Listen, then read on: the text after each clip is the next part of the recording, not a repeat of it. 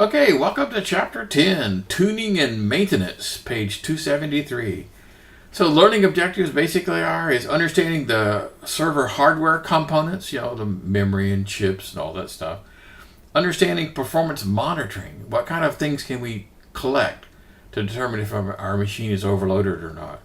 And understanding the logs and alerts probably associated with the performance monitoring. So, let's just start over from the beginning. What's the difference between a regular PC and a server? So a server is just a plain old normal computer with normal components to it? Well, you could.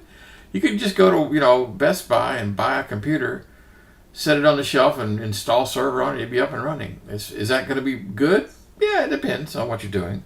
But it's not really the same parts that you have at your machine at home.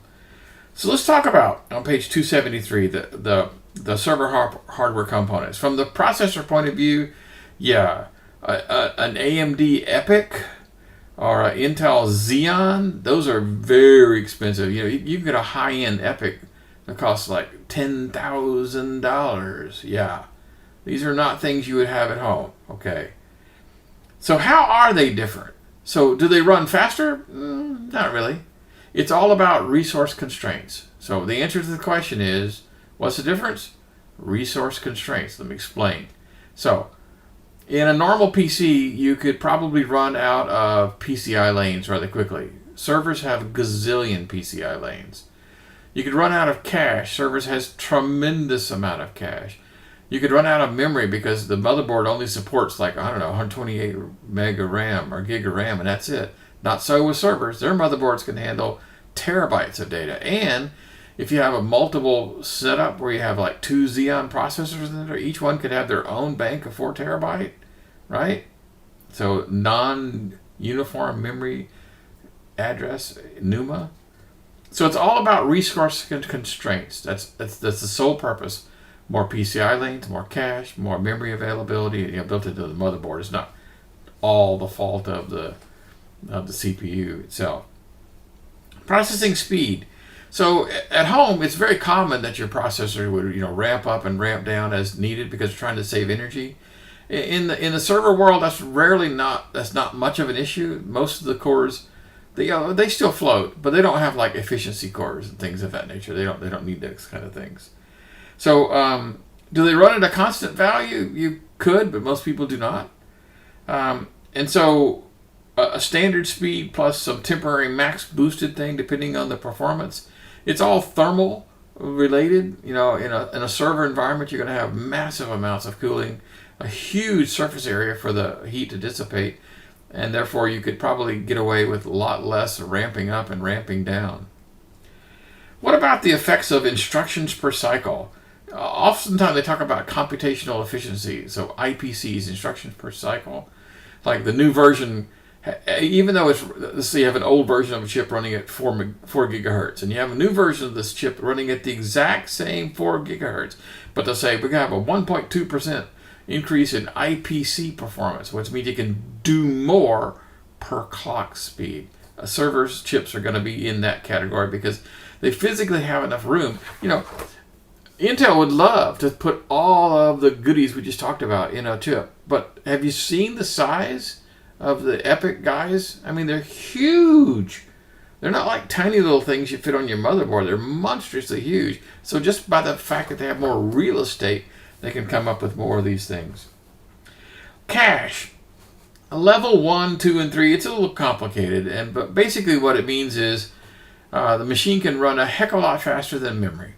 And by the way, I forgot, that almost all servers use error correcting memory, ECC. So if you have like 8 terabytes of data, you can pretty much be guaranteed that you're not going to have a memory failure anywhere in that 8 terabytes.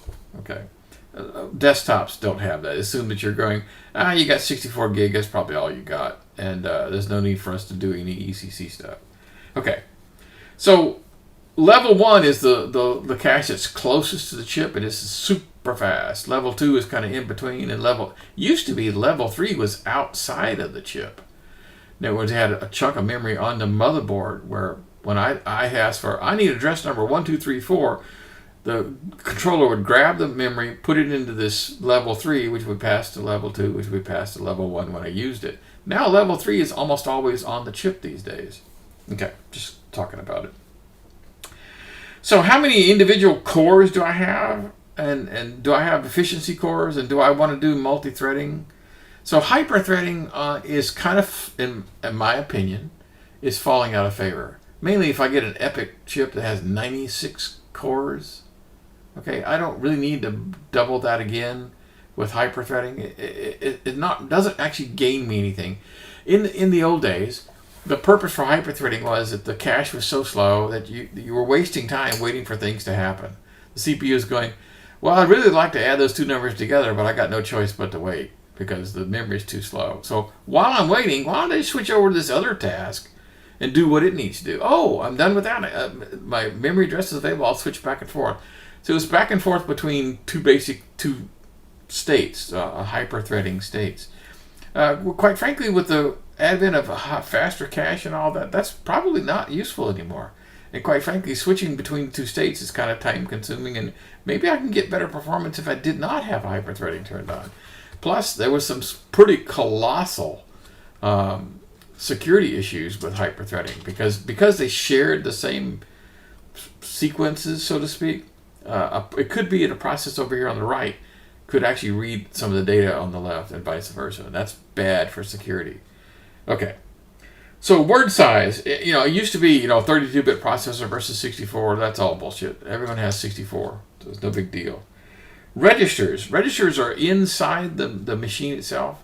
And so again, in the old days, back in the x86 days, you only had like a dozen or so registers. So I'm moving from register A to register B. I'm writing in assembly level code. Well, again, that's not really a big deal anymore. No one really cares about how many registers there are. Okay.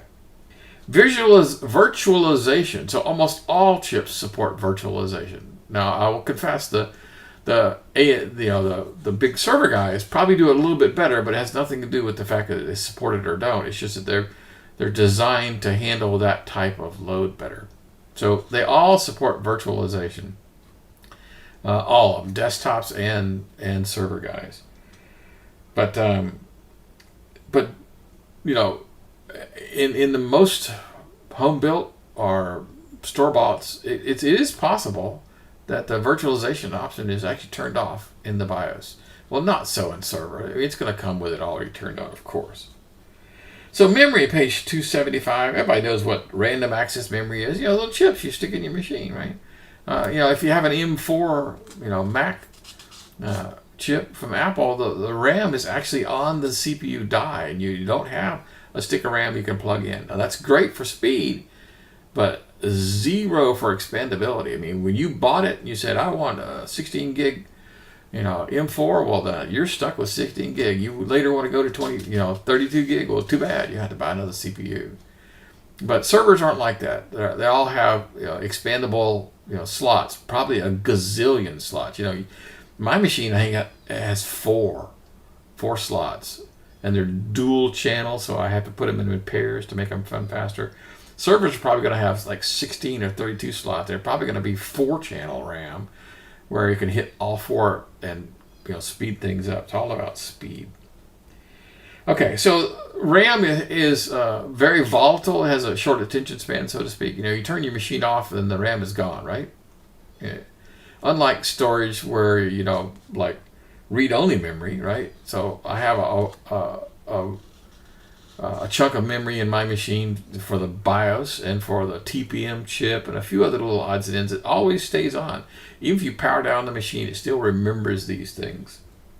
And this is typically configured by the manufacturers and is used to boot the system up. So when I boot my system, I don't have to stop and talk about, oh wait, who am I? It remembers all that stuff. I mentioned error correcting RAM. So servers almost always support ECC RAM and in larger capacities, a huge amount of capacity. Hey, I didn't want that to happen. And so since they have huge amounts of RAM, and it could be, in a typical server environment, if I had 16 or 32 memory slots, they're going to be further away than the chip, right? I mean, physically further away on the motherboard because, like, you know, there's just so much of it. So the possibility of having an error trace all along that path, the longer the path, the more likely there is to have an error. So that's what ECC is all about. Now, at home, you're wasting your money. ECC memory costs more, and you just don't need it. Can I even put ECC RAM in my machine? No, it won't take it. I'll plug it in, and it'll go, what the heck is this? Right. So disk, you guys know about disk. You know, this, it's called secondary storage. This is not anything new. And of course, it's non-volatile. When you power it down and come back up, stuff is still on the disk. SSDs are very common in the server environment, as you can probably imagine, just like at home. If I want huge amounts of storage, I'm probably not going to put it on the server itself. I'm probably going to put it on a SAN, a storage area network, or a network attached storage. So the server itself will have like the C drive, you know, and that's it. Probably won't have a bunch of other stuff. I mean, you could, if you were doing a file server, well then yeah, you'd probably get a U4, that's a rack unit, server, and it would have a bunch of hard drives in it that you could pop in. But for computational efficiency, it's probably easier, better to have those guys elsewhere. So we're talking just physically where the disks are. Are they physically inside the case or are they outside the case? Anyway, SSDs are extraordinarily common, particularly for the server stuff. I mean the C drive part. And then the network interfaces. Okay, now if you buy a server, it's probably going to come with a 10 gig Ethernet card. Most likely. Probably more than one. Probably have 2 or 3. Is that how you're going to get when you buy stuff from Dell or HP at home? No. You might get a 2.5 gig, maybe, if it's brand new. I converted all my stuff over to 2.5 gig, and I had to buy cards, okay, to be able to do this. So 10 gigabit, 100 gigabit, 1,000 gigabit, you know, 2.5 or 5, you know, so yeah.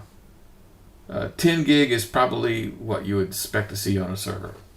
And teaming, I can take two network cards and team them together. I could take a 5 gig guy and a 5 gig guy, bolt them together, and essentially make a 10 gig guy out of it.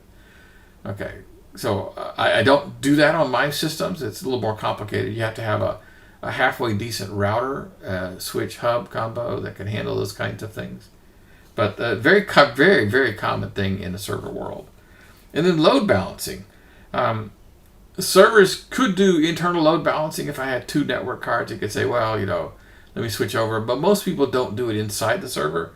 It's done with a network appliance, a device that says, I see a bunch of incoming requests for this guy. I'm going to break him up into 2 and serve whoever is the least. Whichever server is the least busy is going to get my business. So you can see how load balancing at the server level is not quite the same as load balancing before you get to the server. If I have multiple servers, the load balancing clearly has to happen before you get there, because once you arrive, you're not being turned away at the door. Okay, cool. Network separation. You know, keeping the internal traffic separate from external stuff. Yeah, internet traffic. Yeah, servers would be a good place where probably not accessible from the outside world. You know, if you have a super duper rendering server, let's say you're a server farm for Pixar and you're doing, you know, rendering nonstop. Is that going to be available to you on the internet? No way. So it's probably been isolated. And then, you know, 64 versus 32-bit architecture. Basically, we're talking about pushing twice as much data in a single cycle. I can push 64 bits of data. And it's ancient history because everyone's moved over to 64-bit anyway, so I don't even know why we're bothering talking about this. Okay, removable drives, page 278. This is not really a discussion that's suitable for the server world, but, you know, we're talking about USB flash drives, of course. And FireWire still exists. It's not very common, but it's still out there. Apple kind of championed that. And Thunderbolt. Thunderbolt discs are good. In the Apple ecosystem, Thunderbolt's used for lots of things like display adapters and stuff. But expect to see that in a server these days? No. You'll be able to see USB ports and maybe a fiber channel card or 2, but probably not Thunderbolt. Okay, we're coming up on the 15-minute mark. You guys know how this works.